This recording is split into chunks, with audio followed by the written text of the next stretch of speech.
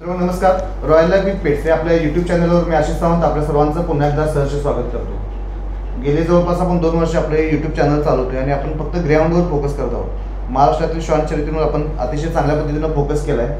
आपले जे सबस्क्रायबर्स आहेत किंवा जे आपले मित्रमंडळी आहेत जे आपल्या चॅनल थ्रू आपल्याबरोबर जोडले गेले या सर्वांचाच आपल्याला एक आग्रह होता की तुम्ही सायलेंट किलरवर फोकस करा. तर ही सायलेंट किलर नेमकी कोण आहे आणि तिचं महाराष्ट्रात आगमन कसं झालं. तर सायलेंट किलर एक इम्पोर्ट फिमेल आहे की जिनं महाराष्ट्रातच नव्हे तर पूर्ण पंजाब राज्यात सुद्धा आपल्या गतीनं धुमाकूळ घातला होता. नीलकंठची जी 2021ची महाडर्बी झाली होती त्या महाडर्बीला सायलेंट किलर महाराष्ट्रामध्ये आली आणि तिनं 3रा नंबर सुद्धा केला होता. तर या सायलेंट किलरचं जे यश आहे त्या यशामध्ये तिची मेहनत कशी आहे आणि त्या मेहनतीवर जोर लावते ते मयूर भाडळे. आणि आजपर्यंत सायलेंट किलरनं पंजाब राज्यसुद्धा गाजवले, त्याचबरोबर महाराष्ट्र राज्यसुद्धा गाजवले. नीलकंठीवर 3रा नंबर जसं केला आहे तशीच अनेक फिमेल आहे पुण्यामध्ये जिचं नाव आहे यशवंती. या यशवंतीने सुद्धा नीलकंठीमध्ये चांगली कामगिरी केली होती आणि पुण्यासारख्या शहरामध्ये राहून आपला नाद कसा जोपासता येईल हे सुद्धा आपण त्यांच्याकडे डिटेल घ्यायचे. आपले एक जवळचे मित्र आहेत मयूर भाडळे, त्याचबरोबर यशवंतीचे मालक विजय कल्पंत यांनी सुद्धा आपल्या आज मुलाखतीत उपस्थिती लावलेली आहे. तर आज त्यांच्याकडून आपण पूर्ण डिटेल घ्यायचे सायलेंट किलरच्या यशाबद्दल सुद्धा आणि यशवंतीच्या यशाबद्दल सुद्धा. तर मयूर दादा सर्वात प्रथम मी तुमचं आपल्या चॅनलवर स्वागत करतो. धन्यवाद. विजय दादा तुमचं सुद्धा आपल्या चॅनलवर सर स्वागत आहे. तर पहिल्यांदा तुमच्याबद्दल मला डिटेल आहे. मयूर दादा पहिला तुम्ही. माझं नाव मयूर विलास भाडळे, राहणार वाघोली, तालुका हवेली, जिल्हा पुणे. तुमचा सध्या व्यवसाय काय आहे? माझा व्यवसाय सध्या केक शॉप आणि वॉटर सप्लायचा आम्ही करतो. प्रॉपर इथं वाघोलीमध्ये? हो, वाघोलीमध्ये. विजय दादा तुमच्याबद्दल थोडक्यात. माझं नाव विजय सोपान कलबंड, माझं मूळ गाव उस्मानाबाद. मी जवळपास 10-12 वर्षापासून इथंच स्थायिक आहे. बरं. म्हणजे टोटली नाही का. आणि माझा व्यवसाय बाईक रिपेअरिंगचं गॅरेज आहे. तर आता मयूर तुमच्यापासून सुरुवात करूया. तुम्ही या क्षेत्रात पहिला कधीपासून उतरलाय आणि ग्राउंड म्हणजे तुम्ही डायरेक्ट मला वाटतं इम्पोर्ट शॉन पहिल्यांदा आणलाय. हां, इंडियन पण नाही तर इम्पोर्ट शॉनपासून तुमची सुरुवात झाली या क्षेत्रातली. बरोबर. तर या क्षेत्रातली सुरुवात किंवा ग्राउंडला तुम्ही इंट्रोड्यूस पहिल्यांदा कसं झालं? 2017च्या एंडिंगला आम्ही म्हणजे शॉनांची आवड असल्यामुळे आम्ही एक शॉन घेण्यासाठी गेलो निडळमध्ये. तिथनं एक लहान पिल्लू आणलं क्रॉसमध्ये. मग आम्हाला त्यांच्या मालकाने ॲड केलं ग्रुपला.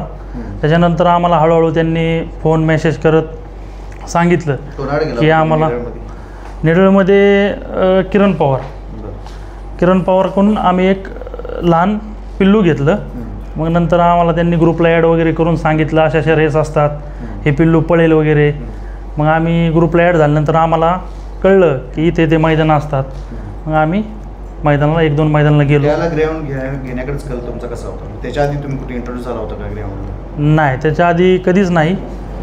मला पहिल्यापासनं शॉनांची आवड आहे, पण हे जे ग्राउंड आहे ह्याचं एकदम चपळ आहे हा ग्राउंड. आणि ह्याचं बॉडी स्ट्रक्चर वगैरे मसल्स वगैरे ह्या गोष्टी मला आवडल्या रेस पाहायला गेल्यानंतर. मग मी ठरवलं की मला एक ग्राउंड पाहिजे आणि पार्टिसिपेट रेसमध्ये करायचं. त्या तुम्ही पहिल्यांदा निडळमध्ये गेला? हो. पहिल्यांदा तुमचं कसं काय? आम्ही मयूर आणि मी पहिल्यापासून मित्र आहेत. तर ह्याने जो शॉन आणला होता मयूरने, तो क्रॉसचा एक मेल आणला होता, ते त्याच्याकडं बघून मला पण आवड निर्माण झाली. तर मग 1-2 रेसवरती मयूरबरोबर गेलो होतो मी रेसवरती. मग त्याच्यानंतर की अशी चर्चा होत गेली. ते पिल्लू घ्यायचं ठरवलं आम्ही माझ्यासाठी. मग मयूरनी आणि आम्ही असंच रेसवर जात थोडीशी पिल्लं कुठं आहेत काय ही माहिती घेत त्या सर्च चालू झाला होता. हां, सर्चिंग चालू झाल्याच्या नंतर मग आम्ही अकलूजला गोडशे सरांकडून एक फिमेल आणली, छोटं पिल्लू. ती यशवंती. कोणत्या ब्लड लाईनची होती ती? जॅगवारची आणि काजलची फिमेल होती छोटी. मग तेव्हापासून आम्ही रेसमध्ये पार्टिसिपेट व्हायला. ज्यावेळेला तुम्ही यशवंतीचं आणि काजलचं पिल्लू घेतलं सुरुवातीला, त्यावेळेला पुण्यासारख्या शहरात तुम्ही पिल्लू घेताय, तुम्हाला त्याला मार्गदर्शन कोणाचं होतं? कसं तुम्ही पिल्लू डेव्हलप केलं? कारण मला वाटतं पहिलीच फिमेल तुमची चांगलं पळाली सुद्धा रेसवर. हां, चांगली गती काढत होती यशवंती. मी पण प्रत्यक्ष बघितली होती पळताना. पण आता सध्या आपण आजकाल बघतोय की नवीन मुलं जी पिल्लू घेतात त्यांच्याकडनं एक तर डेव्हलप पिल्लं करता येत नाही, दुसरा विषय त्यांना रेसबद्दल जास्त नॉलेज नसते, ग्राउंडबद्दल पण जास्त डिटेल नसतात. पण तुम्ही पुण्यासारख्या शहरामध्ये पहिल्यांदा पिल्लू घेऊन तुम्ही अकलूजला गेला, सर्च करत चांगल्या ब्लडलाईनची फिमेल घेतली. कारण बघा मित्रांनो, जे गोडसे सर आहेत महाराष्ट्रातील एक नामांकित व्यक्तिमत्व आहे. ज्या वेळेपासून महाराष्ट्रात रेस होते त्यावेळेपासून गोडसे सरांचं नाव आज तागायत महाराष्ट्रामध्ये एक चांगल्या व्यक्तींमध्ये घेतलं जाते. ब्रिडिंगसुद्धा अतिशय चांगली करतात. कारण राजमाता एक्सप्रेस जी लक्ष्मी मेहतीची आई जी होती कॅटरीना ना, बरोबर ना, कॅटरीनाची जी पैदास आहे ती महाराष्ट्रामध्ये त्यावेळेला चांगली चालत होती, बऱ्याचपैकी तिची पिल्लं एक्सप्रेस झाली होती. तर ती कॅटरीनासुद्धा गोडसे सरांकडेच होती. आणि अशा नामांकित व्यक्तीकडून तुम्ही पहिल्यांदा पिल्लू घेतलं. पण ती पिल्लू डेव्हलप कसं केलं, म्हणजे अपुरं नॉलेज असणार साहजिक आहे. तुम्ही पुण्यासारख्या शहरामध्ये राहताय आणि फक्त मित्रांचं बघून तुम्ही एक पिल्लू खरेदी केलं आणि ते पिल्लू घेऊन तुम्ही साधा चांगलं डेव्हलप केलं. मयूरदांचा एक विषय वेगळा की त्यांनी पंजाबमधून डायरेक्ट फिमेल आणली होती की जी पळत होती. तुम्ही पिल्लू घेऊन पुण्यासारख्या शहरात डेव्हलप केलं. काय काय अडचणी आल्या होत्या त्यावेळेला? अडचणी तर खूप आल्या आम्हाला. आम्ही कारण की मयूर पण नवीन, मी पण नवीन, आणि आमच्या पुणे सिटीमध्ये तर काय ग्राउंडचं कुणाकडेच नव्हता शॉन. अजून पण नाही आहे? अजून पण नाही आहे, आता आमच्याकडेच आहेत फक्त. तर अडचणी अशा यायच्या आम्हाला की पिल्लू घेऊन आल्याच्यानंतर डाएट काय द्यायचा, त्याला ठेवायचं कसं, खूप अडचणी आल्या आम्हाला. त्याला द्यायचं काय, त्या जसं जसं वय वाढत जाईल ना तशा तशा अडचणी यायच्याच आम्हाला. तर असंच ग्रुपला ॲड होतो आम्ही, त्याच्यामुळं याला विचार त्याला विचार, अडचणी खूप आल्या. मग ह्यानी एक सांगायचं त्यानी एक सांगायचं, आम्हाला अडचणी खूप आल्या. अडचणी अशा म्हणजे एक जण सांगायचं 6 किलोमीटर द्या प्रॅक्टिस, आम्ही 6 किलोमीटर द्यायचो त्या यशवंतीला. कोण म्हणायचं 4 किलोमीटर द्या, कोण म्हणायचं 8 किलोमीटर द्या, तेवढं करून बघायचं आम्ही. असं म्हणजे अनुभव खूप आला आम्हाला त्याच्यातून यशवंतीतून. पण शेवटी हळूहळू हळूहळू आम्हाला अनुभव येत गेला त्याच्यातून. हां, अनुभवातून शिकत गेलो. हां, तरी पण मला वाटतं तुम्ही पहिला श्वान चांगला यशस्वी केला. पहिला श्वान आयुष्यातला पहिला श्वान ग्राउंड. आता सध्या बघितलं, आता माझ्यावरच तुम्हाला मी अंदाज सांगतो, मी पण 10-12 वर्ष आहे पण अजून पण आम्हाला एका वेळेला यश मिळत नाही. पिल्लं डेव्हलप कशी करायची काय, अजून पण कसं आहे 4 चौघांचं जर ऐकत राहिला तर मला वाटतं या क्षेत्रात डेव्हलपमेंट होऊ शकत नाही. बरोबर आहे ना? आपल्या अनुभवाप्रमाणे या क्षेत्रात शिकायला लागते. अनुभवच कामी येणार, अनुभव कामी येतो. तर मेहरदाद दादा, तुम्ही स्वतःबद्दल सांगा. ज्यावेळेला तुम्ही सायलेंट किलर घ्यायचा निर्णय घेतला 2021च्या नीलकंठ रेससाठी, तुम्ही तसे बघायला गेलो सायलेंट किलरची खरेदी झाली. पण डायरेक्ट इम्पोर्ट श्वान घेणं, महाराष्ट्रामध्ये शक्यतो इम्पोर्टचे श्वान पळत नाहीत, बरोबर आहे ना रेसवर. मला वाटतं VIP सुरुवात केली होती महाराष्ट्रामध्ये पळायची सुरुवात. पण फिमेल घेऊन नंबर करणं म्हणजे अपेक्षा भरपूर असणार तुमच्या त्या पाठीमागे. एखादी फिमेल इम्पोर्टची घेणं आणि असं पण नाही की एकदम बेस्ट फिमेल तुम्ही घेतली. पहिलाच प्रयत्न होता तुमचा. जी चॅम्पियन फिमेल आहे पंजाबमध्ये, चांगली गती त्यावेळेला चालू होती सायलेंट किलरची, त्यावेळेला इतकी चांगली फिमेल महाराष्ट्रात आणणं आणि पहिल्याच रेसवर उतरवून यश मिळणं, या गोष्टींसाठी पहिला सुरुवात कशी झाली, म्हणजे तुमचा विचार त्यावेळेला कसा होता? सुरुवात म्हणजे अशी झाली की जे श्वान घेतला होता लहान पिल्लू ते एक 12 महिन्याचं झालं आणि एक्सपायर झालं. एक्सपायर झाल्यानंतर आम्ही असेच आमचे मित्र सचिन वाघमळे, ते वाघोलीमध्येच होते आधी, तर त्यांच्याबरोबर असंच पंजाबला जाण्याचा निर्णय झाला आमचा, असंच फिरायला म्हणून. तर फिरायला गेलो. सायलेंट घ्यायचं काय डोक्यात नव्हतं.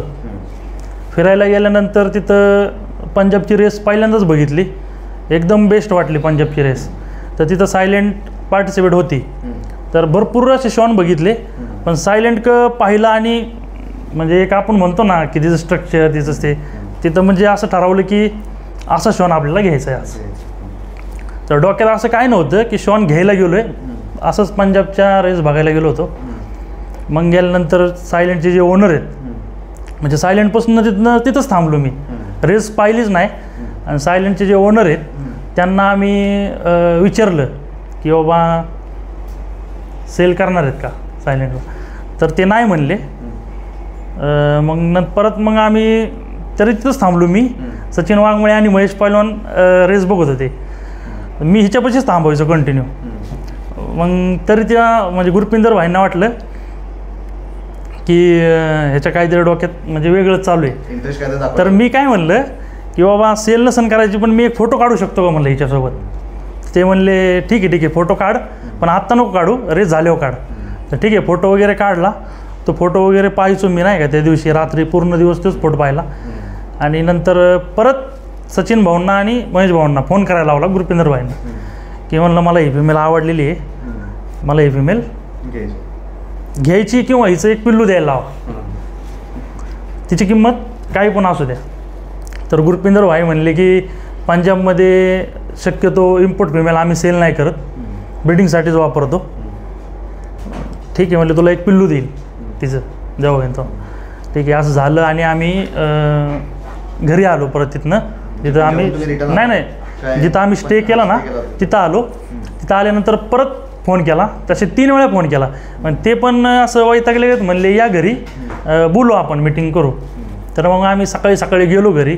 घरी गेल्यानंतर म्हणले करूया आपण सेल, तुम्ही कितीपर्यंत घेणार फिमेल.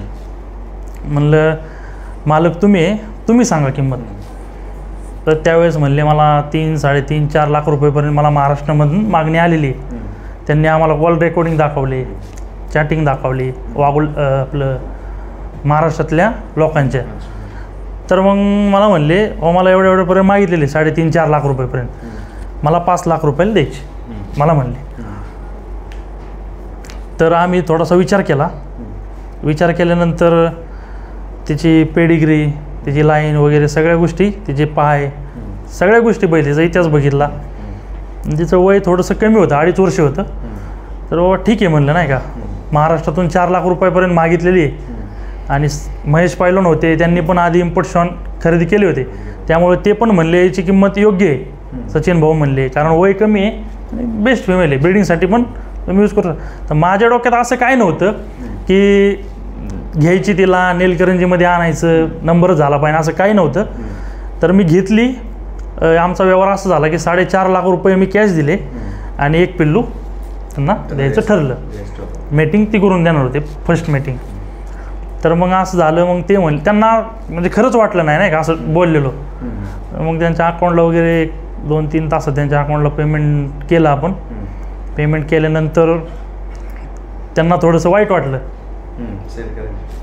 म्हणजे खरंच आपल्या हातातनं गेली फिमेल, गेलीच.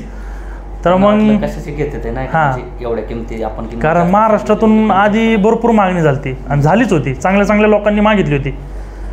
तर ते 4.5 लाखमधले मी 2 लाख पाठवले आणि आपला मेसेज व्हायरल केला सचिन भाऊंनी. त्यांनी आम्ही व्हायरल केला मेसेज. व्हायरल केल्यानंतर ते म्हणले आता सीझन चांगला आहे, इथे बोलेरो वगैरे गाडी लागलेली आहे, फर्स्ट टाईम पंजाबमध्ये 4 व्हीलर लागलेली आहे, तर हिला राहू द्या इथे. म्हणजे तो सीझन त्यांना खेळायचा होता, खेळायचा, हिला राहू द्या. तर आम्ही पण एक विश्वास ठेवला मी आणि म्हणलं महाराष्ट्रात आपण नंतर नेऊ, राहू द्या, चांगली इथं पळते वगैरे तर इथंच राहू द्या. मग तिथं ठेवली. मग आपण तिला 2-3 महिने तिथं राहिली. मग नेलकरंजीच्या आधी 5 दिवस आपण इथनं जाऊन स्विफ्टमध्ये आम्ही जाऊन तिला घेऊन आलो. तर बघा मित्रांनो, फक्त पंजाबचे रेस बघायसाठी मयूरदादा, सचिन वाघमारे किंवा आपले जे आता असोसिएशनचे अध्यक्ष आहेत पैलवान महेश जाधव जे मंगळवेढेचे आहेत, हे फक्त रेस बघण्यासाठी गेले होते पंजाबमध्ये. तर तिथे गेल्यानंतर जागेवर फिमेल त्यांना पसंत पडली, ती सुद्धा इम्पोर्टची फिमेल. इम्पोर्टची फिमेल महाराष्ट्रात आलीपर्यंत मध्ये कोणत्या गोष्टी घडल्या त्या आता मयूरदादांनी आपल्याला सांगितलं. महाराष्ट्रातील आपण लोकांचं बघतोय किंवा जे नवीन मित्रमंडळ आहे, आपल्याला मागं आपण सचिन वाघमारे यांची एक मुलाखत घेतली होती सातारा, मला वाटतं याच्या आधीची मुलाखत झाली, 2 मुलाखत आधीची. त्यावेळेस सचिन दादांनी सुद्धा एक मुद्दा सांगितला होता की आपण जे श्वान विकण्यासाठी आहे ते आपण घेत नाही. जे श्वान विकण्यासाठी ते आपण घेत नाही, तर आपण स्वतः जाऊन प्रत्यक्ष जागेवर बघून तिथला परफॉर्मन्स बघून आपण श्वान खरेदी करतो. कारण विकण्यासाठी बाहेर पडलेला प्रत्येक श्वान फिट असेल किंवा तो आपल्या महाराष्ट्रामध्ये चालेल हे सांगता येत नाही. बरोबर. पण तुम्ही इम्पोर्ट फिमेल ज्या वेळेला ती चालू सीझनमध्ये पंजाबमध्ये चांगली पडत होती त्यावेळेला तुम्ही जागेवर जाऊन व्यवहार केला होता आणि तो व्यवहार तुम्हाला मला वाटतं लाभला सुद्धा चांगला, कारण तिनं इकडे येऊन सुद्धा तो परफॉर्मन्स कंटिन्यू ठेवला. महाराष्ट्रामध्ये आपण बघतोय की बऱ्याचपैकी जी नवीन मित्रमंडळ आहे, एखादा श्वान ज्यावेळेला विक्रीसाठी बाहेर पडतो पंजाबमध्ये, मग तो कमी किमतीत आहे म्हणून घेतो, त्याचा आधीचा परफॉर्मन्स बघून आपण घेतो. पण तुम्ही लाईव्ह परफॉर्मन्स बघून फिमेल खरेदी केली, बरोबर विजेता.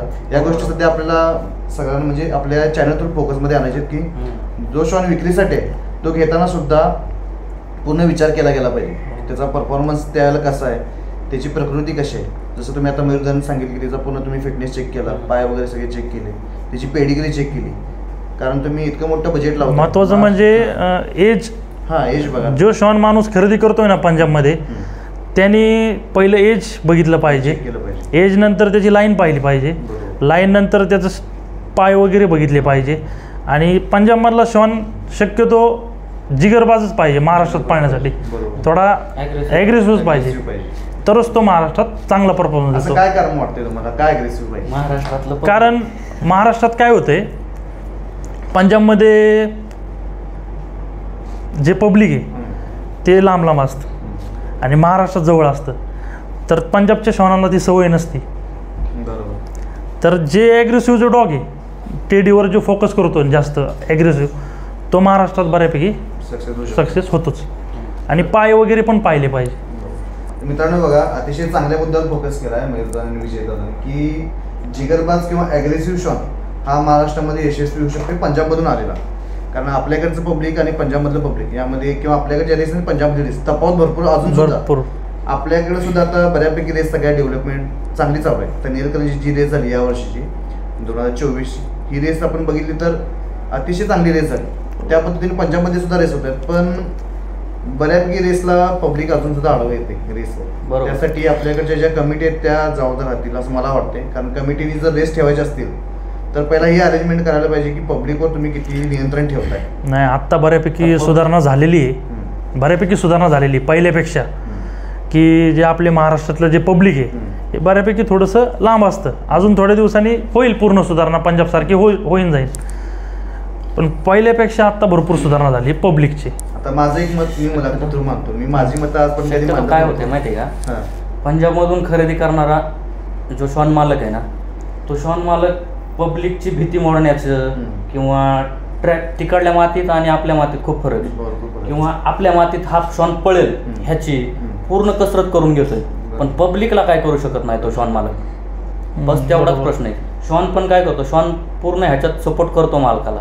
एखाद्या वेळेस ट्रॅक खराब असेल, थोडंसं लागतं, सहन करतो, दुसरा फेरा पण पळतो तो शॉन.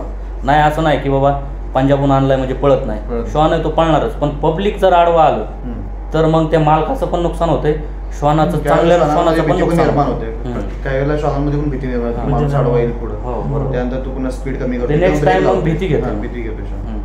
मला एक आपल्या म्हणजे या व्हिडिओ थ्रू एक मत मांडायचं होतं की MGA ना आपले म्हणजे जे महाराष्ट्र ग्राउंड असोसिएशन आहे त्यांनी एक मुद्दा एक असा म्हणजे सर्वांच्या पुढे आणावं की जे आता सध्या आपण महाराष्ट्रामध्ये ज्या कमिटी काम करतात म्हणजे ज्या कमिटी एक वर्षातून एखादा अवॉर्ड आपण एखाद्या कमिटीसाठी सुद्धा ठेवावा की ज्यांनी अतिशय चांगलं नियोजन केलं आणि ते सर्वांच्या मध्ये आपण ते नाव पुढे आणावं, त्याला एखादं बाबा आपण नामांकन द्यावं असं मला वाटतं. नाही, बरोबर आहे. असं जर केलं तर बऱ्यापैकी ज्या कमिटी आहेत त्या रेस चांगल्या पद्धतीनं. मी काय म्हणते, आपला मोठा गाजावाजा नको, मोठी बक्षिसं नको, फक्त नियोजन ट्रॅक चांगलं, पब्लिकचं नियोजन अशा रेस सुद्धा महाराष्ट्रात किंवा आपण MGA थ्रू किंवा MGAनं एखादी अशी रेस घ्यावी की जिथं सर्व गोष्टी व्यवस्थित सुरळीत पार पडल्या पाहिजे. की एक काय म्हणतोय आपण अतिशय चांगली रेस महाराष्ट्रातून एकदा एक रेस अशी व्हावी की ज्या रेसला आपण चांगलं नामांकन द्यावं किंवा एखाद्या काम करणाऱ्या ज्या कमिटी आहेत एक आपण असं फक्त सिलेक्टिव्ह नाव काढावं की जेणेकरून भविष्यात होणाऱ्या रेसमध्ये सगळ्या कमिटी चांगलं काम करतील. बरोबर. आपल्याला मोठी बक्षिसं नको आहेत, मोठे अवॉर्ड नको आहेत, फक्त सुसज्जपणे पार पडलेली रेस असं मला एक वाटतंय. शक्यतो काय होतं माहिती आहे का आशा दादा, तर मोठे बक्षिसं किंवा मोठं काहीतरी भेटल ह्या आशेने आम्ही तरी वैयक्तिक खेळत नाही. आणि जवळपास महाराष्ट्रातली बरेचसे लोक आहेत असे शॉनप्रेमी की बक्षिसासाठी नाहीत खेळत आहे, एक छंद आवड म्हणून खेळतात. पण ते छंद जोपासण्यासाठी माणूस खर्च करतो, तिथं जातो, पार्टिसिपेट होतो आणि पब्लिक साथ देत नाही. हा प्रॉब्लेम होतो. कसं आहे, तुम्ही बाहेरगावातून रेस खेळायला जाणार आहे त्यामुळे तिथलं पब्लिकचं कंट्रोल तुमच्या हातात नसणार आहे, साहजिकच आहे. त्यामुळे हे काम शक्यतो कमिटीचंच आहे. आणि त्यासाठी पब्लिक पण कसं आहे सांगू तुम्हाला, आपण बॅरिकेड टाकलं तर पब्लिक पण शक्यतो आत येत नाही. 70-80% त्या गोष्टीला आळा पडतोय. म्हणून म्हणते की एखादी रेस असं MGAनं किंवा आपण एक बाबा वर्षातून एखाद्या कमिटीला अवॉर्डच द्यायचं की बाबा जो चांगलं नियोजन करतोय असा सुद्धा आपण एक मुद्दा आपण चॅनल थ्रू आपल्या पुढे आणू शकतो की जेणेकरून भविष्यातील रेस चांगल्या होतील. बरोबर ना? बरोबर. असं पण होऊ शकतं. आत्ता विषय असा आहे की ह्याच गोष्टीवरती चर्चा चालू असते. आता रोज ग्रुपला चर्चा चालू आहे रोज की आम्हाला पब्लिकने हे झालं, आमचा शॉन तटला, असं तसं नाही गाडीला. तर हे प्रत्येक शॉन मालकाने जर ठरवलं ना की बाबा आपल्या शॉनला इजा नाही झाली पाहिजे, प्रत्येक शॉन मालकाने, आयोजकांनी, श्वान मालकांनी, तर शक्यतो नाही येणार ह्या गोष्टीला प्रॉब्लेम. तर माझी एक विनंती आहे सगळ्यांना, महाराष्ट्रातल्यांना, की त्यांनी सगळ्यांनी असं ठरवावं की बाबा माझा श्वान जो पळतोय तो पण माझाच आहे, त्याच्यामुळे ह्याला दुखापत नाही होणार याची मी काळजी घेईन. बरोबर. आयोजकांनी पण नाही बॅरिकेड लावता आले तरी चालेल, पण एक बांबू वगैरे लावून थोडंसं पब्लिक लांब थांबून समोर गाड्या वगैरे असतील त्या साईडला लावून आयोजन करावं. तर मयूरदादा, आता सायलेंट किलर आपल्यासमोर आहे. ज्यावेळेला तुम्ही सायलेंट किलर खरेदी केली, रोख रक्कम जी मोठी आहे ती मोजली तुम्ही, त्यानंतर तुम्ही फिमेल खरेदी केली, त्याला घरचं नेमकं वातावरण कसं होतं? घरी तुम्ही त्याला सांगितलं होतं की इतकी मोठी रक्कम देऊन मी फिमेल घरी आणते. फिमेल घरी आणल्यानंतरचं वातावरण आणि त्यानंतर नीलकंठची डर्बी झाली, ज्यावेळी तिने नंबर केला नीलकंठीला, त्यावेळेचं वातावरण, गाडी जिंकली होती ना हो नीलकंठी, तर त्यानंतरचं वातावरण कसं होतं? ॲक्च्युली आम्ही सायलेंट किलर खरेदी करताना घरच्यांना माझ्या काहीच माहीत नव्हतं. नंतर आम्ही एक नीलकंठ झाल्यानंतर प्रॉपर त्याची किती किंमत आहे हे मी घरी सांगितलं, आणि मग घरचे म्हणले एवढ्या महाग असे श्वान असतात का, असं तसं म्हणले. तर म्हणलं हो असतात, सगळ्या गोष्टी समजून सांगितल्या. ही जर तेच आधी सांगितलं असतं तर मग नसतं मला हे करून दिलं, म्हणजे खरेदीच करायला नसती करून दिली. पण शक्यतो घरच्यांना आवड असल्यामुळे मला अशी कधी कोणत्या गोष्टीला अडवत नाही, आणि मी पण जे करतो ना ते कधीच असं चुकीचं तरी काय करत नाही. घरच्यांना विश्वास आहे पहिल्यापासून, त्याच्यामुळं त्यांना नंतर समजून सांगितलं व्यवस्थित. मग नेलकरंजीनंतर तिने आपल्या नेलकरंजीत एक बाईक दिली आणि नाव वगैरे दिलं. शक्यतो नाव आज तुम्हाला पण माहिती आहे, किती बी पैसे दिले आणि काय बी केलं तर नाव कमवायचं म्हणलं तर किती कष्ट आहे त्याला. तर नाव विकत घेता येत नाही, कमवावं लागतं. त्याच्यामुळं आपण घरच्यांना नंतर सांगितलं आणि समजून सांगितलं, मग घरच्यांना पटले सगळ्या गोष्टी. ठीक आहे म्हणजे चला आता घेतलीच तर असू दे, काही प्रॉब्लेम नाही. मग आपण आता अनेक नवीन मुद्दा आपला म्हणजे फोकस करायचा आहे की सध्या आपण बघतो या श्वान शर्यत क्षेत्रामध्ये आपले मध्यस्थी लोक, एजंट लोक किंवा मित्र परिवार असू दे, काही वेळेला धोका पण मिळतोय, बरोबर आहे ना या क्षेत्रात. पण तुम्ही इतकी मोठी रोख रक्कम राहून एक इम्पोर्टची फिमेल आणली आणि पहिल्याच प्रयत्नात तुम्हाला यश सुद्धा मिळालं, तर यामागे नेमकं त्यावेळेला कोणाकोणाच्या हात होते, त्यावेळेला कसं वातावरण होतं तुमच्या मित्रमंडळीत किंवा ज्यांनी तुम्हाला फिमेल सुचवलं, जसं महेश जाधव असतील जे अध्यक्ष असतील किंवा सचिन दादा असतील, त्याचं नेमकं वातावरण कसं होतं आणि काय विचार करून तुम्ही सर्वांनी एकमेकांना फिमेल सिलेक्ट केली होती? विचार करताना पहिली गोष्ट म्हणजे जुने आणि अनुभवी मित्र सोबत असणे खरंच गरजेचं आहे, आणि आपण पण कुठेतरी विश्वास ठेवला पाहिजे. तर आम्ही पंजाबला गेल्यानंतर सचिन वाघमळे असतील, महेश पाळवण असतील, आम्ही दोघं तिघंच होतो सोबत. तर खरेदी करताना त्यांना सगळ्या गोष्टी विचारल्या मी, म्हणलं कसं आहे काय, तर ते म्हणले सगळं व्यवस्थित आहे, डोळे झाकून आपण तिला घेऊया. तर ब्रोकरिंग वगैरे ह्याच्यात मध्यस्थी वगैरे तसा काही विषयच नव्हता. पहिली गोष्ट, बरीच लोक नावं ठेवत होती की एवढ्या महाग फिमेल नसेल, जे मध्यस्थी आहे यांनी पैसे वगैरे खाल्ले असतील, असे तसे बरेच जण म्हणले. पण तसं काही नाही झालेलं, सगळा समोरासमोर माझा व्यवहार झाला होता. आणि लोक जी म्हणत होती मध्यस्थींनी असं तसं पैसे घ्यायला, तसं काही नाही झालेलं, समोरासमोर सगळा व्यवहार क्लिअर झालेला आहे. त्याच्यामुळं आमचे नातेसंबंध अजून पण तसेच आहेत, एकदम व्यवस्थित आहे. आणि ॲक्च्युली असं काय असतं किंवा तर ते फिमेलची क्वालिटी, फिमेलला महाराष्ट्रातून गेलेली मागणी अगोदरची ती भरपूर होतीच. ते जवळपास 3-3.5 लाखापर्यंत इथून पुन्हा गेली होती ना. हां, तर आपण एक फर्स्ट लेटर काढल्यानंतर माझा भाऊ आणि सचिन, तर ही दोघं कमीत कमी 1 महिना पंजाबला होते तिला घेऊन. एक लेटर काढल्यानंतर पण तिने परफॉर्मन्स चांगला ठेवला, परत पंजाबमध्ये पहिल्या 3 मध्ये राहिली होती. दोन मैदानात पहिल्या 3 मध्ये राहिली होती. मला वाटते पंजाबमधनं एखादी मेल किंवा फिमेल महाराष्ट्रामध्ये आल्यानंतर पुन्हा शक्यतो पंजाबमध्ये जात नाही. बरोबर. आणि तो परफॉर्मन्स पण कंटिन्यू राहत नाही. पण महाराष्ट्रामध्ये एक फिमेल येऊन, मी म्हणते महाराष्ट्रातलीच एखादी फिमेल, दादा आता म्हणजे जर तुम्हीच सांगा, महाराष्ट्रामध्येच आपण एखाद्या फिमेल किल्ला घेतला तर तो परफॉर्मन्स कंटिन्यू राहतोय का महाराष्ट्रामध्ये? ना हां, एखादी महाराष्ट्रातलीच फिमेल आहे, आपण तिच्याकडे लिटर एखादं घेतलंय तर तोच परफॉर्मन्स कंटिन्यू राहतोय का, किंवा अशा कोणत्या गोष्टींवर आपण लक्ष केंद्रित केलं पाहिजे की परफॉर्मन्स कंटिन्यू राहील आणि प्रत्येक ग्राउंडमध्ये तो राहील काय असं सांगता येते का? शक्यतो काय होतंय, आता उदाहरणार्थ माझ्याकडे एखादी फिमेल आहे, मी तिचं कसं नियोजन करतोय, मी पळवतोय आता, ती नंबरमध्ये खेळतीये माझी, आणि माझं नियोजन कसं आहे आणि मी सेल केल्याच्या नंतर त्या मालकाचं नियोजन कसं आहे त्याच्यावर डिपेंड आहे ते. त्याचा परफॉर्मन्स टिकून ठेवायचा, पहिल्या मालकाचा कसा आहे त्याचा कसा आहे त्याच्यावर डिपेंड आहे. मी काय म्हणतो ब्रीडिंगमध्ये म्हणतोय, म्हणजे पिल्लं झाल्यानंतरचा परफॉर्मन्स कंटिन्यू टिकून राहू शकतोय का, किंवा त्यावर काय काम करता येईल असं वाटतंय तुम्हाला? प्रत्येक फिमेलचा राहील का परफॉर्मन्स सेम? प्रत्येक फिमेलचा मालकावर डिपेंड आहे ना? हां, मालकावरच डिपेंड आहे. नाही, शक्यतो श्वानावरती डिपेंड आहे. पहिली गोष्ट, श्वान तसा पाहिजे, ॲग्रेसिव्ह, खायला वगैरे एकदम व्यवस्थित पाहिजे. तेवढी केअर केली गेली आणि तिला नुसतंच म्हणजे नाही का आपल्याला तयार करायचं आहे म्हणजे असं त्याच्या हेतून नाही करायचं. आपण ऑफ सीझनला पण आम्ही तिला चिकन वगैरे, अंडी कंटिन्यू चालू असतं, तिला दही ताक वगैरे कंटिन्यू, म्हणजे जसा सीझन असेल, उन्हाळा, हिवाळा, पावसाळा, असं याच्यावर आम्ही तिला खायला देतो. आज तिचं 6 वर्ष वय. आत्ता ह्या नेलकरंजीला पण आम्ही तिला पळवणार होतो, पण ती हिटवर होती आणि आपण मीटिंग केलेलं होतं. ह्यावेळेस पण ती पळाली असती. अशी एकमेव फिमेल असती की ती पहिल्या नेलकरंजीला पण पळाली आणि ह्या नेलकरंजीला पण पळते. असा कोणता श्वान ह्या नेलकरंजीला पळायला नाही, पहिल्या नेलकरंजीला पळायला.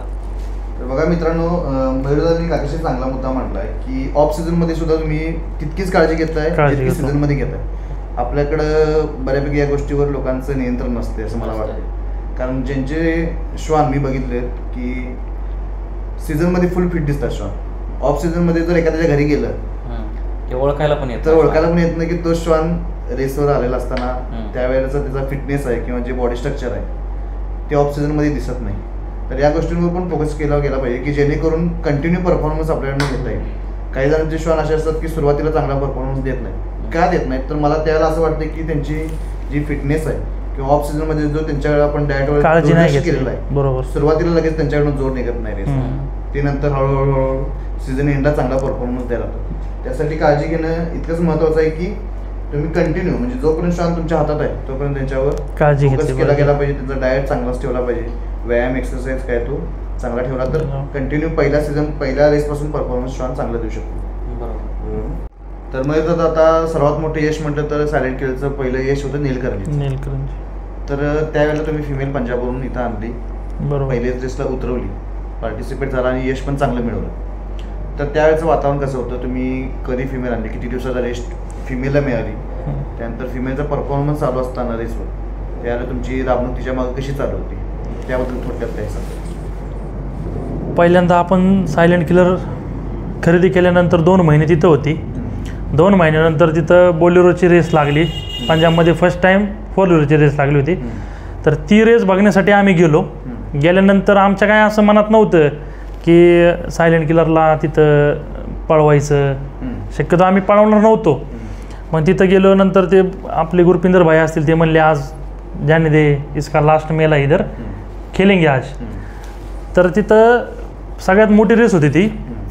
त्या रेसमध्ये 253 श्वान पार्टिसिपेट होते, इंडियन प्लस इम्पोर्ट असतील कमीत कमी एक 30 ते 35 इम्पोर्ट होते. तर त्याच्यामध्ये सायलेंट किलरने 6 राऊंड काढून आपला 6वा नंबर केला. 6वा नंबर केला तिथे. आणि तो नंबर झाल्यानंतर आपल्या इकडं महाराष्ट्रात नेलकरंजी लागली होती आल्टो. तर आमचं प्लॅनिंग असं झालं की आज नंबर झाला आहे, आपण 1-2 दिवस थांबू इथं आणि निघू.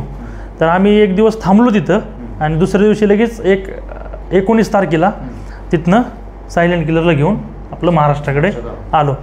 आल्यानंतर तिला रेस्ट दिली, तिला डाईट वगैरे आपलं चांगलं चिकन वगैरे, सूप वगैरे, मुंडी पाय या गोष्टी दिल्यानंतर तिला रेस्ट देऊन हातानं चालवलं. 1-2-3 किलोमीटर चालवलं असेल 2 दिवस. आणि नेलकरंजीच्या आदल्या दिवशी आम्ही रात्री 3 वाजता घरनं निघलो. तिथं जाऊन एक लॉज केला, त्या लॉजमध्ये आम्ही राहिल्यानंतर सकाळी तिला थोडंसं डाईट वगैरे दिला, म्हणजे दही अंडं वगैरे दिलं आणि रेसमध्ये पार्टिसिपेट केलो. तर रेसवरती गेल्यानंतर असं वाटतच नव्हतं की आपण पहिल्या 3मध्ये जाईल, आपल्याला प्राईज भेटेल असं काय, असं डोक्यात काहीच नव्हतं.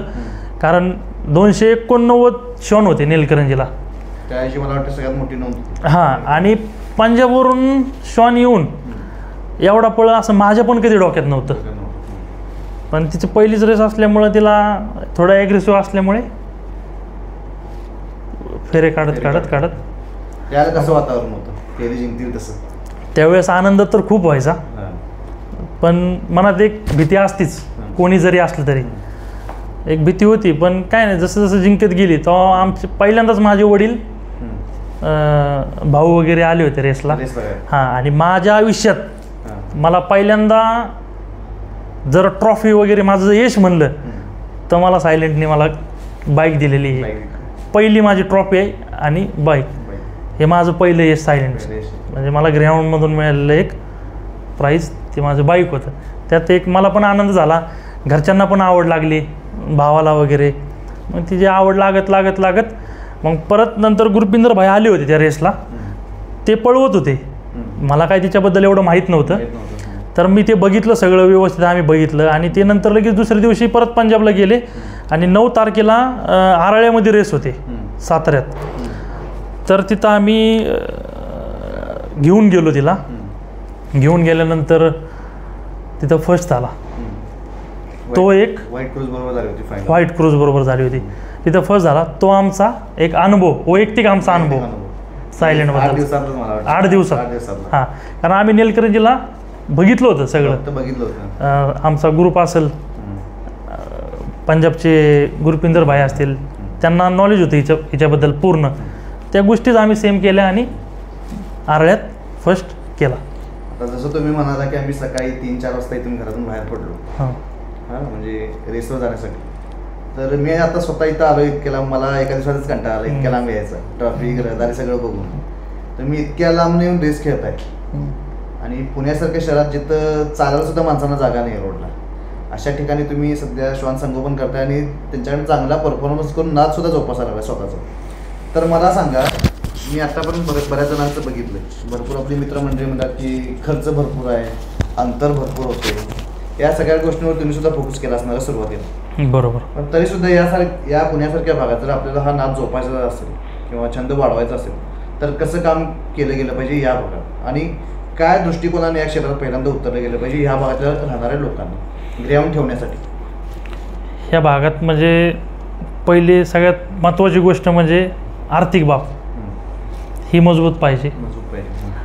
प्रत्येकाने धंदा पाणी सगळ्या काही गोष्टी, घरातल्या सगळ्या गोष्टी पाहूनच नाद केला पाहिजे नवीन लोकांनी ह्या साईडच्या पुण्यातल्या. आणि नाद करताना ह्या साईडला जिथं असं आता जागा नसेल तर गाडीमध्ये तिला नेऊन 1-2 किलोमीटर जिथं मोकळी जागा आहे, पूर्ण ग्राउंड वगैरे, तिथं जाऊन तिला एक व्यायाम दिला पाहिजे 1-4-5 किलोमीटर. पिल्लू पण तयार करताना त्या ग्राउंड वगैरे जाऊन सोडलं पाहिजे त्या ग्राउंडमध्ये, सकाळी 2 तास, संध्याकाळी 2 तास. आणि असं करून आणि इथनं जाऊन महाराष्ट्रात जायचं जर म्हणलं तर आम्हाला प्रत्येक रेस 140 ते 150 किलोमीटर आहे. तर आम्हाला इथनं निघायचं म्हणलं तर सकाळी 5ला उठावं लागतं, 6-6:30 वाजेपर्यंत सगळं आवरून वगैरे श्वानाला खायला वगैरे देऊन आम्हाला सकाळी 7 वाजेपर्यंत इथून निघायचं. एक 10-10:30 वाजेपर्यंत आम्ही पोचतो मैदानात पोचल्यानंतर तिला थोडीशी रेस्ट देतो. रेस्ट दिल्यानंतर 12-12:30-1 वाजेपर्यंत आपलं मैदान चालू होतं. तर इथल्या माणसांना एकच सांगायचं आहे की शॉन खरेदी करताना, ग्राउंड शॉन खरेदी करताना ही जात प्रॉपर पळण्यासाठीच बनलेली आहे. ही आमच्या भागात इकडं माहीत नाही कोणाला. आमच्या भागात ह्या श्वानाला शक्यतो कारवान म्हणून ओळखलं जातं. चांगली लोक आम्हाला इथं कारवानच म्हणते तिला. पण आता प्रत्येकाला तोंड देणं एवढं सोपं नाही आहे, त्याच्यामुळं आम्ही पण एवढं जास्त काय कोणाला बोलत नाही की बाबा कारवान आहे तर कारवान आहे. पण जे आज मुलाखत बघतात आहे यांना सांगणं एकच आहे, हा कारवान श्वान नाही आहे, हा ग्राउंड श्वान आहे. ह्याचं काम फक्त पळणं, रेसला पळणं ह्याचं काम. तर श्वान खरेदी करताना आर्थिक बाब व्यवस्थित पाहिजे आणि मग श्वान खरेदी केला पाहिजे. आता अनेक मुद्दा मला विचारायचा तुम्हाला की ग्राउंड फक्त आपण पळण्यासाठी वापरू शकतो की जर नुसतं कोणाला आवड म्हणून जरी पाळायचं असेल सिटी लेवलला तर ते ग्राउंड ठेवू शकतात का? त्याची टेम्परामेंट कशी आहे, कसा फॅमिलीमध्ये शॉन ॲडजस्ट होऊ शकतो, कसं काय आहे? ग्राउंडची टेम्परामेंट म्हणली तर आता माणसांचं कसं वेगवेगळं असतं.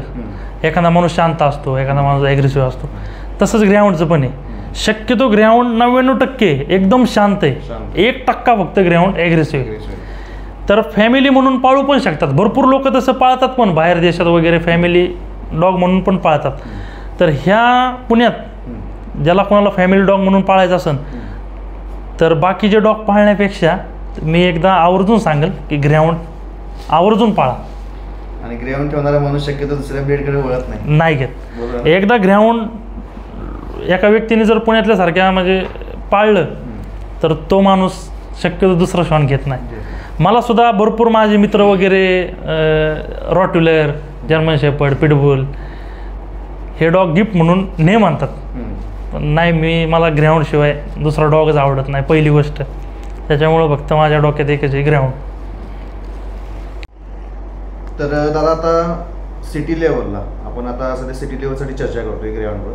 तर सिटी लेवलला एखादा निर्णयच घेतला आहे, म्हणजे कन्फर्म केले की आपल्याला ग्राउंड घ्यायचं आहे. ज्या त्याने ग्राउंडबद्दल टोटल डिटेल घेतले, त्याला फक्त घरी जरी पाळायचं असेल किंवा रेससाठी पार्टिसिपेट भविष्यात करायचं या दृष्टिकोनाने त्याने निर्णय घेतला की आपल्याला ग्राउंड घ्यायचं आहे. तर कोणत्या गोष्टीचं मॅनेजमेंट त्यानं त्याच्यापासून सुरुवात झाली पाहिजे? पहिली गोष्ट म्हणजे ग्राउंड श्वान घेताना जो व्यक्ती घेणारा त्याला पहिल्यापासून आवड पाहिजे श्वानांची, तरच त्याने. नाहीतर असे भरपूर असतात की आज जाऊन रेस बघितली आणि आलाय श्वान घेऊन आणि तो परत 20-25 दिवसांनी बाबा त्याच्याकडे लक्ष नाही, काय नाही, दिलं सोडणं. असं करू नका. ज्याला प्रॉपर आवड आहे श्वानांची त्याने हा श्वान घ्या. त्या श्वान घेतल्यानंतर आपल्या सिटीमध्ये कमीत कमी एक अर्धा गुंठा 1 गुंठा तरी जागा पाहिजे या श्वानांसाठी. ह्याला जास्त फरशीवरती किंवा कोब्यावरती जास्त ठेवू नाही शकत. ह्याला प्रॉपर मातीमध्येच ठेवायला लागतं. आणि त्याच्यानंतर लहान पिल्लू असताना जर कोणाकडे जागा नसेल तर त्यांनी ते पिल्लू आपल्या जवळपास जिथं कुठं ग्राउंड आहे मोठं त्या ग्राउंडमध्ये जाऊन त्या पिल्लाला थोडंसं खेळवणं, एक 10-15 मिनटं लहान असताना. संध्याकाळचं थोडंसं लहान म्हणजे 10-15 मिनटं खेळवणं. हळूहळू जसं जसं मोठं होईल, आडट होईल, एक 5-6 महिन्यानंतर त्याला एक ट्रॅक द्यायला लागतो. ह्या जातीला शिकवायला नाही लागत ग्राउंडला, ह्याचं कामच पाळण्याचं आहे, त्यामुळं हे पाळणारच आहे. तर हे जसं एक 5-6 महिन्याचं होईल तसं ह्याला एक छोटासा ट्रॅक द्यायला म्हणजे दिला पाहिजे. ट्रॅक सरळ असावा, म्हणजे महाराष्ट्रात ट्रॅक सरळ असतो. तर ट्रॅक सरळ असताना ट्रॅकची लांबी 125 ते 130 मीटर असते.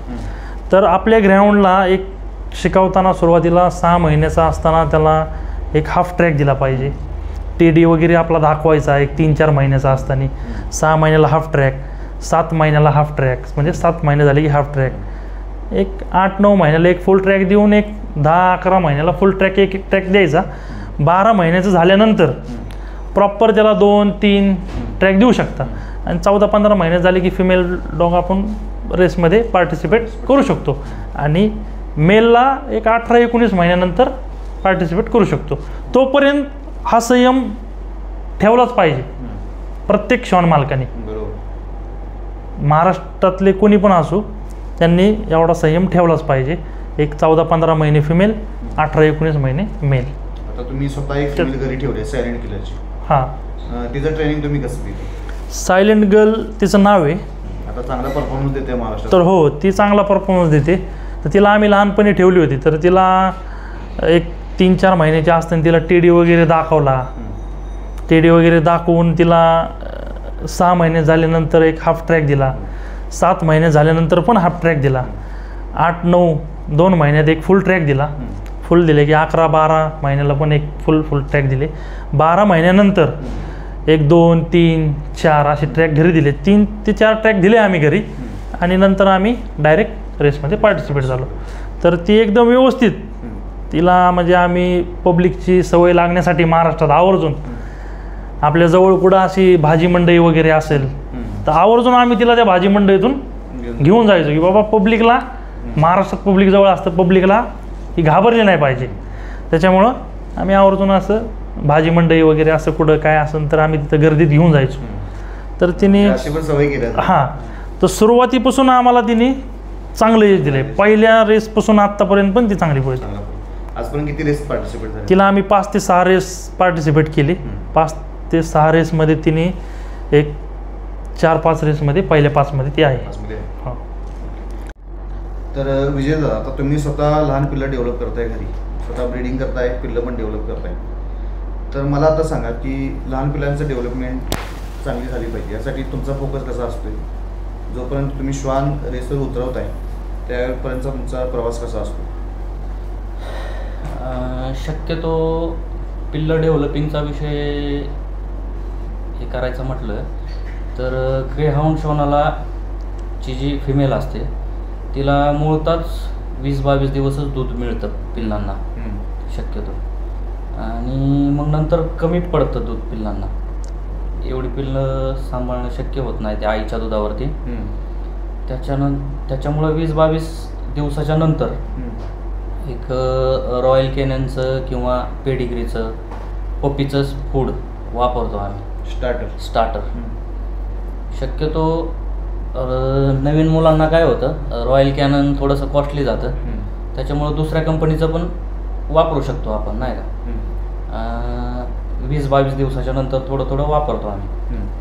आणि 40-45 दिवसाच्या नंतर वॅक्सिन करतो आपण पिल्लांचं वॅक्सिन झाल्याच्या नंतर जसं जसं वय वाढत जाईल, वय 3 महिने 4 महिने, 4 महिन्याचं पिल्लू झाल्याच्या नंतर आम्ही टोटली होम फूडवरती पिल्लू घेतो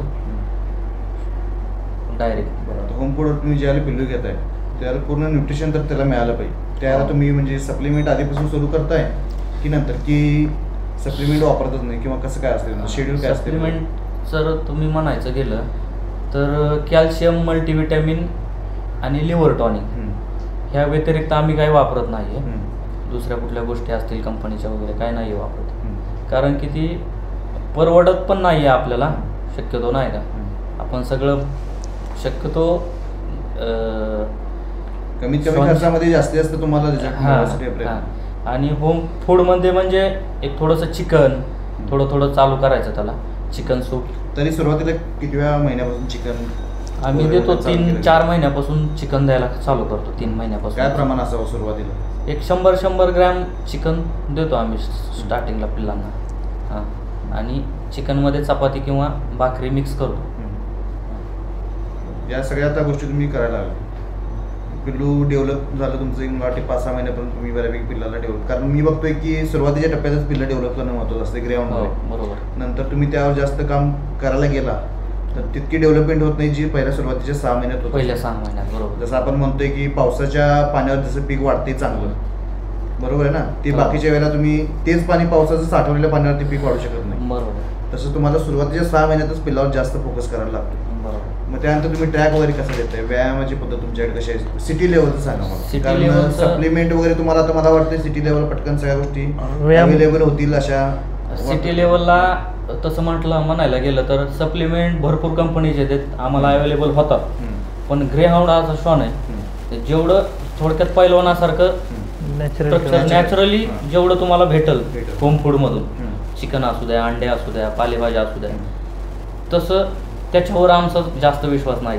तुम्ही स्वतः एक पैलवान आहात, बरोबर आहे ना, त्यामुळे नॅचरल गोष्टी नॅचरली जितकं तुम्हाला घेता येईल, भले तुम्हाला थोडंसं लेट मिळेल पण परफेक्ट मिळेल तुम्हाला. जे वस्तू तयार करणार आहे तुम्ही ती परफेक्ट तयार होईल तुमची, असा विषय. शक्यतो कॅल्शियम, व्हिटॅमिन ह्या कंटिन्यू ह्या गोष्टी दिल्याच नाही पाहिजे.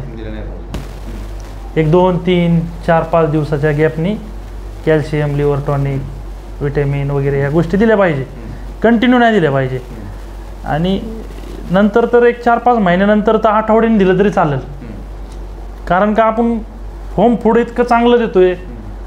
चिकन आता पेडिग्री वगैरे रॉयल कॅनिन स्टार्टरमध्ये ह्याच्यात शक्यतो चिकन वगैरे पालेभाज्यांचे सगळे बनलेल्या गोष्टी, मग आपण डायरेक्ट चिकन पालेभाज्या हे सगळे मिक्स करून शिजवून सगळ्या गोष्टी दिल्या तर त्याच्यातूनच चांगल्या प्रकारे कॅल्शियम, व्हिटॅमिन श्वानांना भेटते नॅचरली.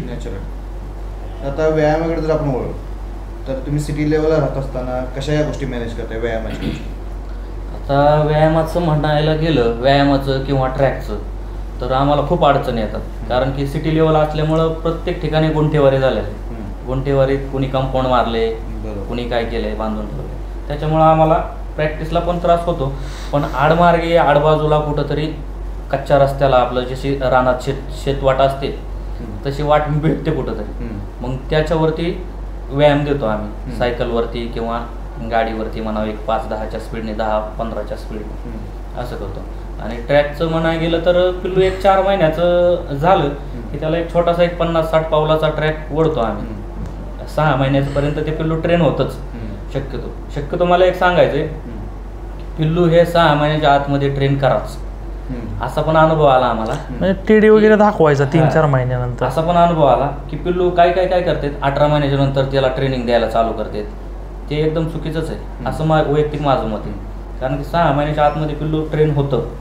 एक 50-60 पावलाचा किंवा 40 पावलाचा 50 पावलाचा ट्रॅक तुम्ही ओढला की ते पिल्लू तेवढ्यावरती ट्रेन होतं. ॲक्च्युली अगोदरच त्यांच्या रक्तातच ब्लड लाईनमध्येच ते पळणं आहे. हाणणाऱ्या वस्तूंकडे अट्रॅक्शन जास्त आहे.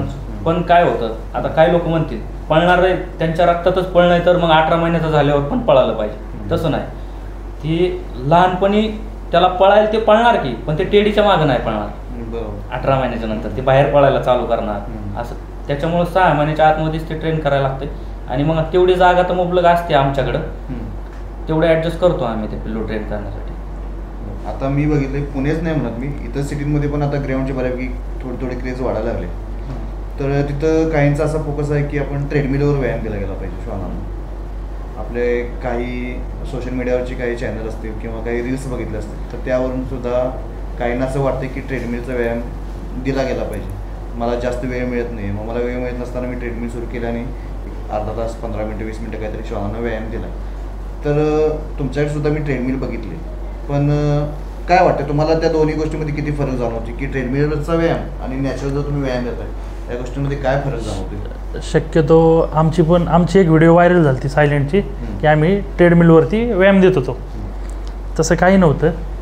ती ॲक्च्युली घरातल्यांसाठी ट्रेडमिल आणली होती आणि पावसाळ्याचं वातावरण असल्यामुळं घरच्यांना बाहेर वॉकिंगला जाता येत नव्हतं, त्याच्यामुळे ती ट्रेडमिल आणली होती.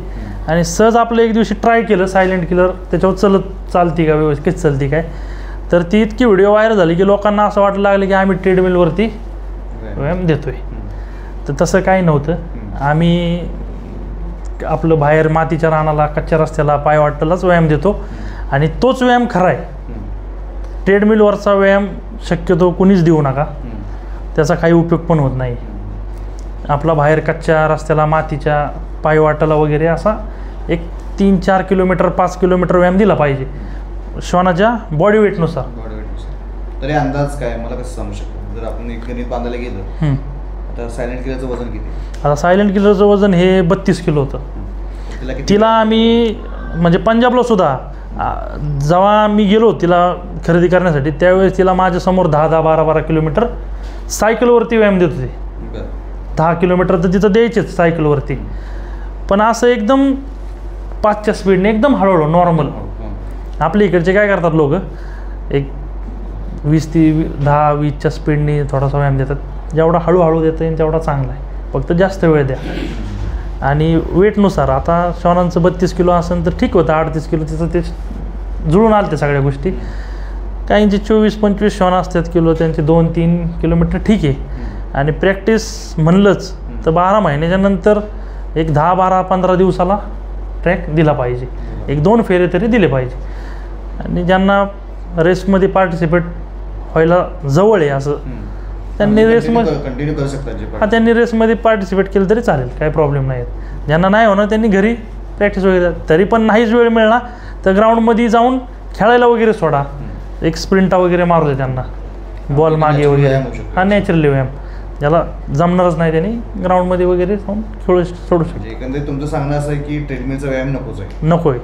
फक्त एखादी रील बघून किंवा दुसरे सांगतायत म्हणून ट्रेडमिलचा व्यायाम जो नॅचरल व्यायाम आहे, बाहेरच्या वातावरणात फिरून जो येणारा व्यायाम आहे त्यावरच श्वान आपला चांगला परफॉर्मन्स देऊ शकतो. त्याच्या सांगण्यावरून तर कोणत्याच गोष्टी करू नका. पहिली गोष्ट आपला अनुभव, आणि जर आपण एखाद्या माणसाला, अनुभवी माणसाला विचारतोय तर ते एकाच माणसाला विचारा. 2-3 माणसांचे सल्ले घेऊन ते मिक्स काहीच करू नका. एकाचा सल्ला घ्या, तो आपल्याला बरोबर वाटला तर करा, नाही तर चुकीचा वाटला तर तो करू पण नका. ज्या आपल्या मनाला गोष्टी पटतात त्याच करा. असाच आपल्याला अनुभव येत राहतो हळूहळू. त्याच्यातून शिका. ह्याच्या सांगण्यावरून काहीच करू नका. तर मयूरदादा आता आपण सध्या महाराष्ट्रात बघतोय अनेक इम्पोर्टचे श्वान महाराष्ट्रात आले. आधी पण येत होते, पण आता सध्या इम्पोर्ट मेल मेट करायची क्रेज महाराष्ट्रात बऱ्यापैकी सगळ्यांकडे आपल्याला दिसते. म्हणजे जो नवीन माणूस सुद्धा या क्षेत्रात उतरतोय, ज्याच्याकडे फिमेल आहे आणि फिमेल एखादी हिटवर आले किंवा त्याला चांगलं ब्रीडिंग करायचं आहे, तो सुद्धा इम्पोर्ट श्वानांकडे वळतोय. मग बरे चांगला पैसा लावायला लागले. बऱ्यापैकी आपले जे नवीन मित्रमंडळी आहेत ते इम्पोर्ट श्वानांकडून फिमेल मेट करतात. पण एकमेव अशी मला वाटते फिमेल आता महाराष्ट्रात आहे सायलेंट किलर, की जी इम्पोर्ट फिमेल असून सुद्धा तुम्ही तिला इंडियन मेल मेट केला, ब्लॅकी मेट केला होता, बरोबर ना? बरोबर. तर त्याला नेमकं काय डोक्यात होतं? म्हणजे एखादी इम्पोर्ट फिमेल असून तिला इंडियन मेल मेट केला आहे, त्या तुमच्यात कशी चर्चा झाली होती किंवा कोणाच्या सल्ल्याने किंवा तुमच्या ग्रुपमध्ये काहीतरी डिस्कशन झालं असेल? सल्ला वगैरे काय नाही असं, पण फर्स्ट टाईमला टॉम क्रूज मेट केला होता आपण. नेलकरंजीची रेस झाल्यानंतर 2 महिन्यातच मादी हिटवर होती, त्यावेळेस आपण टॉम क्रूज मेट केला होता. तर टॉम क्रूज मेट करताना फिमेल फेल गेली आपली. मेट केल्यानंतर फेल गेल्यानंतर परत 1 वर्षाने हिटला येते ती. त्याच्यामुळं एक विचार केला की ह्यावेळेस बाबा असं नको व्हायला काय.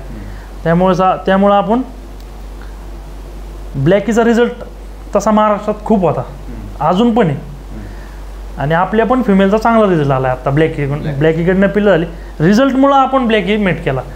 आणि महाराष्ट्रात एक सांगणं आहे मादी मालकांना की इम्पोर्टच मेल मेट केला पाहिजे, असं काही नाही. इंडियनचा जर रिझल्ट असेल तर तुम्ही इंडियन पण मेट करा. इंडियन म्हणजे त्याची पण आईवडील इम्पोर्टच असतं ते, त्याच्यामुळे इंडियन जरी मेट केलं तर इम्पोर्ट का, किंवा फक्त ते बाहेर देशातून आलाय म्हणून इम्पोर्ट. महाराष्ट्रात इंडियन असेल, त्याच्या आईवडील जर इम्पोर्ट आहे, त्याचा रिझल्ट आहे, त्याला हरकत नाही काय मेट करायला, कारण आम्ही केलं आहे, आम्हाला रिझल्ट आलेला आहे चांगला.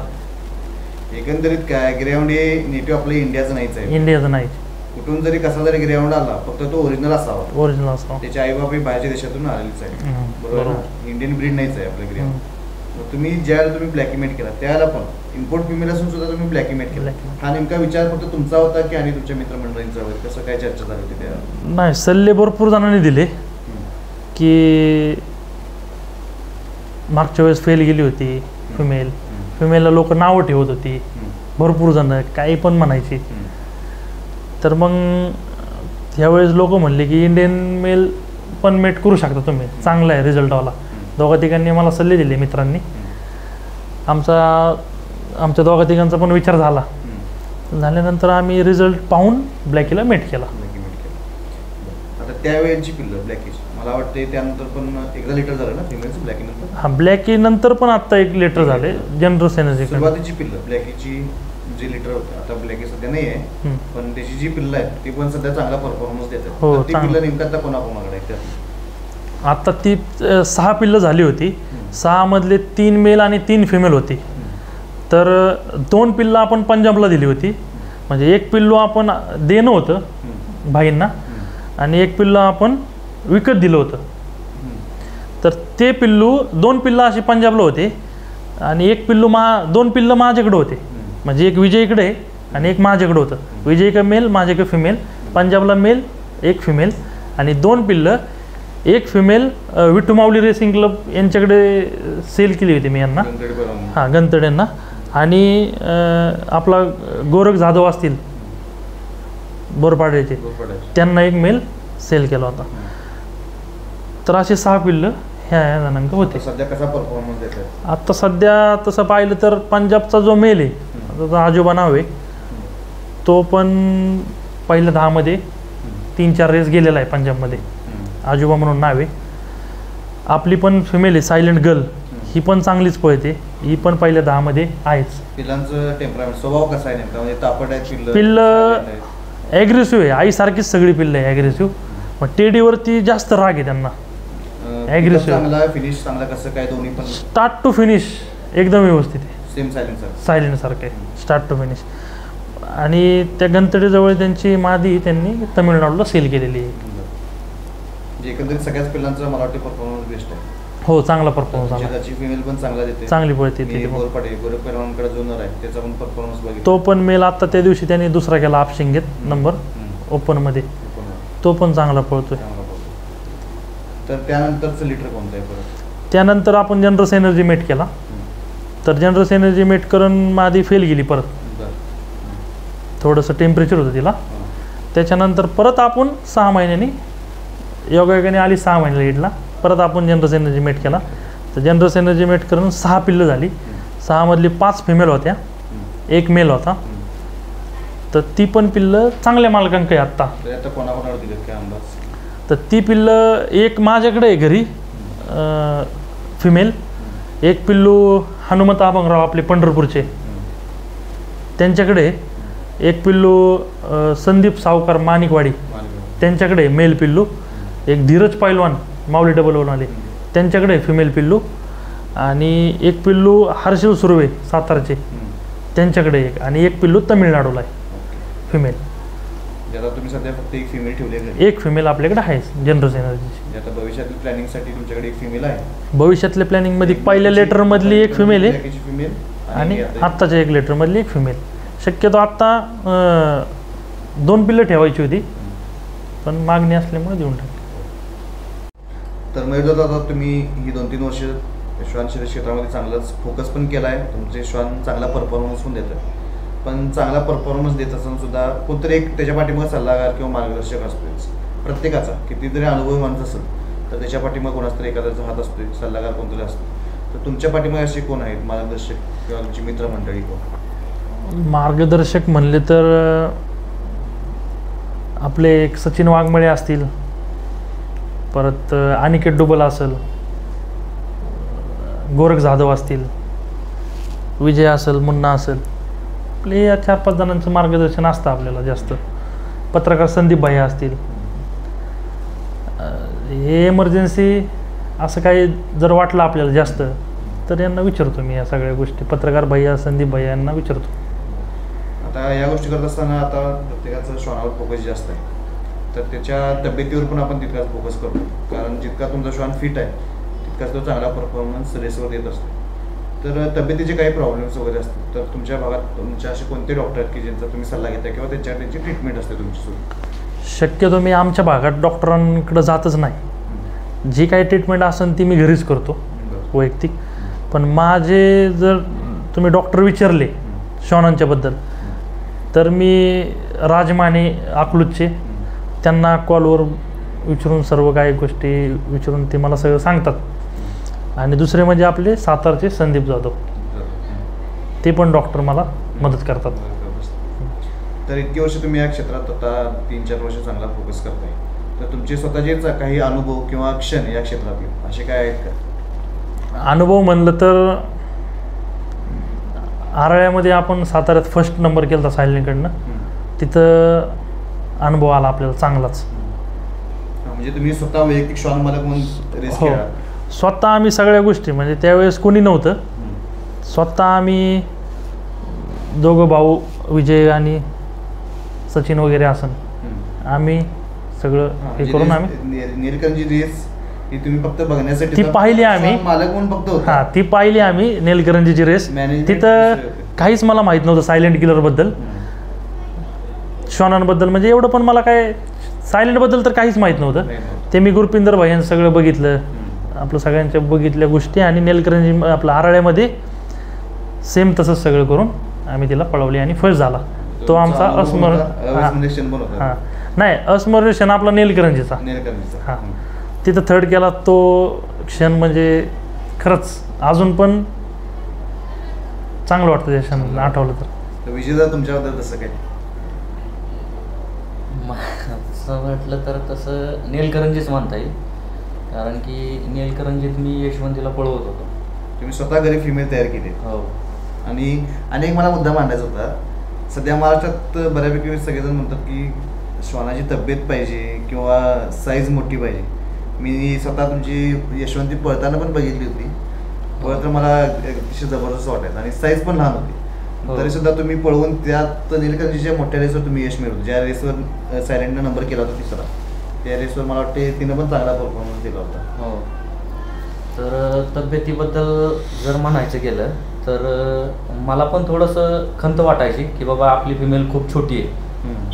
तिचं वेट 22-23 किलोच्या कधी वाढलंच नाही जास्त पुढं. मी खूप ट्राय केला तिला, खायला भरपूर घातलं, जे नाही ते खायला घातलं, पण 22 किलोच्या तिचं नॅचरलीच तेवढं होतं तिचं. अनुवंशिकताच ती म्हणजे तिचं वजनच तेवढं होतं. असं काय नाही की बाबा कमी वजन आहे म्हणून पळणार नाही. ब्लड लाईन तुमची चांगली असेल, तुमचं खानपान चांगलं असेल तर तब्येतीपाशी काही घेणं देणं नाही. तर श्वान हा तुमचा पळू शकतो चांगला. आणि तशी माझी फिमेल होती जी यशवंती होती, ती लहान होती साईजला पण स्पीड खूप चांगलं होतं तिचं. तिची लाईन चांगली असल्यामुळं, माझं पण थोडंसं लक्ष असल्यामुळं ती सपोर्ट करायची मला. आता तुमचं भविष्यातलं प्लॅनिंग काय आहे? भविष्यातलं प्लॅनिंग म्हणजे आता ही पण रिटायरमेंट झालेली आहे आपली सायलेंट किलर, आणि यशवंती पण रिटायरमेंट झालेली आहे. तर आता हिचं पहिल्या लेटरमधलं एक पिल्लू आम्ही ठेवलेलंच आहे. ती आता मला वाटतं 20 महिन्याचे झाले. म्हणजे आता ह्या पुढच्या सीझनला ती फिमेल पळेल, ब्लॅक कॅची आणि सायलेंटची. सध्या तर तिच्यावरती फोकस आहे आमचा. आणि त्याच्या खाली नंतर एक परत एनर्जीचं पिल्लू ठेवलेलं आहे. आणि आपल्याकडं खाली तिकडं यशवंतीचं आणि ब्लॅकेचं 2 पिल्लं घरी ठेवलेले, एक फिमेल आणि एक लास्ट लिटर मला वाटतं यशवंती ब्लॅकीचं पुन्हा. हो, ब्लॅकीची मला वाटतं शेवटच्या लिटरमध्ये तुमचंच असणार. हो, माझंच आहे. शेवटचं मीटिंग म्हणजे ब्लॅकेचं आपल्या यशवंती बरोबरच. त्यातले 2 पिल्ले आहेत. भविष्यात मग आता आम्ही हे पिल्लं तयार करणार. तर दादा, आज आपण पुण्याला आलोय, खास सायलेंट किलरच्या भेटीला आलो होतो. विजयदादा पण जवळ भेटले. भरपूर दिवसापासून भेटायचं होतं. रेसवर आपलं काहीतरी भेटणं होतंय आधीमध्ये, पण असं पुण्यात येऊन भेटणं होईल असं वाटत नव्हतं. माझ्या एका कामामुळे मी आज पुण्यात आलोय. सायलेंट किलरला मला स्वतः प्रत्यक्ष बघायला पण मिळालंय आणि तुम्ही आपल्या चॅनलसाठी आज वेळ दिला. बरं, आता मला एक सांगा, ह्या चॅनलचा काय फायदा होत असेल काय, किंवा आणि काही त्रुटी जरी असतील तर तुमच्यातून मला कळायला पाहिजे. कारण कसं आहे, चांगले सांगणारे भरपूर जण आहेत, पण त्रुटी जरी काय असतील तरी पण तुम्ही मला सांगा. नाही, तुमच्या चॅनलबद्दल बोलायचं म्हणलं ना, तर आम्ही ज्यावेळेस क्षेत्रात आलो होतो नवीन, त्यावेळेस आम्हाला असे सल्ले म्हणजे जे पाहिजे होते, जे सल्ले ते भेटायचे म्हणलं ना, असं भेटत नव्हते. असं काय नव्हतंच ना त्यावेळेस, आणि लोक खरं सांगत नाही कोण. पण तुमच्या चॅनलमुळं आत्ताच्या पिढीला, नवीन पिढीला एकदम सोपं झालं आहे की तुमची मुलाखत बघितली, जुन्या मुलाखती बघितल्या पहिल्यापासून, तर त्या माणसाला कुणाचीच गरज नाही, अनुभवी व्यक्तीची. तुमच्या चॅनलच म्हणजे त्याचा अनुभव डायरेक्ट. तर प्रत्येक नवीन व्यक्तीला मी हेच सांगेन की रॉयल लाईफ विथ पेट्स हा चॅनल, जरी कोणाला काय अडचण आली तर त्यांनी सरळ रॉयल लाईफ विथ पेट्स हा चॅनल एकदा जायचं आणि त्या मुलाखती पाहून त्याला काही क्षणाला अडचण आली तरी तिथं क्लिअर होऊ जाईल. चांगल्या चांगल्या लोकांच्या मुलाखती तुमच्या चॅनलला, भाईंची वगैरे, बरेच जणांचे, जुन्या जाणत्या लोकांचे. शक्यतो काय केले, अनुभवी लोकांची जास्त मुलाखती घेण्याचा प्रयत्न केला. हां, बरेच. आता आम्हाला पण त्याच्यातून शिकण्यासारखं आलं. आमच्या पण मुलाखतीतून बऱ्याच जणांना शिकायला सोपं होणार आहे. त्याच्यामुळं चॅनल तुमचा एकदम कधी पण म्हणजे आत्ताच्या कंडिशनला तर तुमचा चॅनल एकदम चांगलं काम करतोय. विजय, तुम्हाला काय म्हणायचं? चॅनलबद्दल जर बोलायचं गेलं तर आम्हाला असं चॅनल किंवा व्हिडिओ अगोदर काय बघायला भेटलं नाही आम्हाला. असं नव्हतंच म्हणजे आम्ही होतो 2017 पासून याच्यात. त्यावेळेस काय बघायला नाही भेटलं, असं कुणाचं ऐकायला नाही भेटलं. शक्यतो लोकांचं कसं होतं, आता तुम्ही चॅनल तयार केले म्हणजे तो माणूस मनमोकळ्याने बोलतोय महाराष्ट्रातला, मग नवीन मुलांना ते ऐकून फायदा होतो त्याचा. डाएट असेल, पिल्लू घेतानाची काळजी असेल, त्याचं वॅक्सिनेशन असेल, तुमच्या चॅनलनुसार म्हणजे बऱ्याचशा लोकांना खूप फायदा होतो याचा. आणि भविष्यात पण होणार आहे फायदा. नवीन पिढी जी येते याच्यात, ते तुमचं चॅनल बघूनच हे होणार आहे याच्यात. म्हणजे नवीन पिढी पण आत्ता तुम्ही बघायला गेलं तर शक्यतो बऱ्याचशा लोकांना लवकर यश मिळत नव्हतं.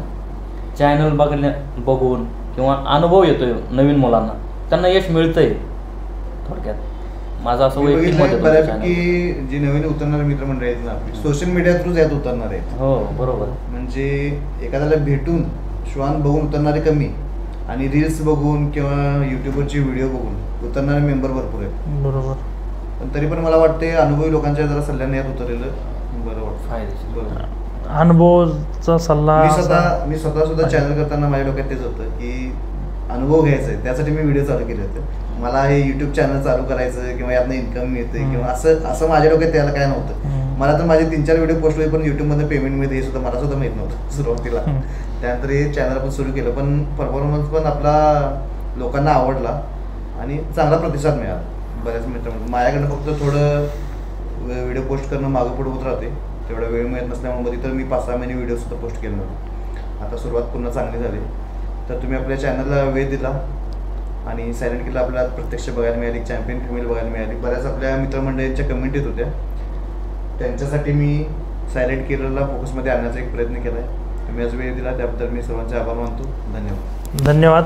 आमच्याकडनं जरी काही चुकीचं झालं असेल, बोलणं असेल तरी आम्हाला माफ करा. हे आपलं कॅनल आहे. तर ही सायलेंट किलर आहे, ही तिची मुलगी आहे सायलेंट गर्ल. सायलेंट किलरचं वय ह्या ऑगस्टमध्ये 6 वर्ष पूर्ण होतील. हां, ही ब्लॅक किकाला आणि सायलेंट किलरची फिमेल आहे. हिचं नाव सायलेंट गर्ल आहे. हिचं वय आत्ता 20 महिने कंप्लीट झाले तिला. आणि हे एक पिल्लू आहे, हे सायलेंट किलर आणि जनरस एनर्जीचं पिल्लू आहे. ह्या पिल्लाचं वय 2.5 महिने वय आहे. ह्याचं वेट असेल एक 9 किलो वेट आहे. हा कॅनल आहे. इथं पाणी वगैरे पिण्यासाठी स्टँड अडकवलेले आहेत, मग त्यांना खाली वाकून जास्त त्रास नाही व्हावा म्हणून आपले वरतीला अडकवलेले आहेत. म्हणजे सवय आहे पहिल्यापासून त्यांना, त्याच्यामुळे अडकवले आहे. इथं पाणी वगैरे असतं ह्याच्यात. फॅन वगैरे आहे गरमीसाठी. गरम जर वाटलं त्यांना जास्त गरमी होत असेल तर आतमध्ये येऊन बसतात. पाणी कंटिन्यू ठेवताय? पाणी कंटिन्यू असतं. सकाळी एकदा जेवण देतो आणि दुपारी ताक दही वगैरे असं काहीतरी देतो. सकाळच्या जेवणाचं टायमिंग काय? सकाळचं जेवणाचं टायमिंग 9 ते 10च्या दरम्यान जेवण देतो. जेवणामध्ये चिकन वगैरे काय असन, पालेभाज्या वगैरे मिक्स करून जेवण देतो. दुपारचं ताक दही आणि रात्री 8-9 वाजता चिकन वगैरे पालेभाज्या देतो. आता हे झालं, आता मला वाटतं उन्हाळ्याचं मॅनेजमेंट आहे. हे उन्हाळ्यात वगैरे जास्त गरमी असेल तर फॅन वगैरे लावलेला आहे, इथं बसतात वगैरे. आणि इकडं पण हे पण मोकळंच असतं. ह्या साईडला माती वगैरे आहे खाली खेळण्यासाठी.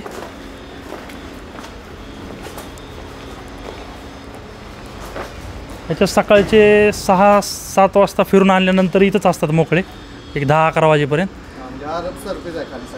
हां, आणि इकडं मोकळंच असतं. त्यांना जर वाटलं तर इकडे येऊन पण बसतात.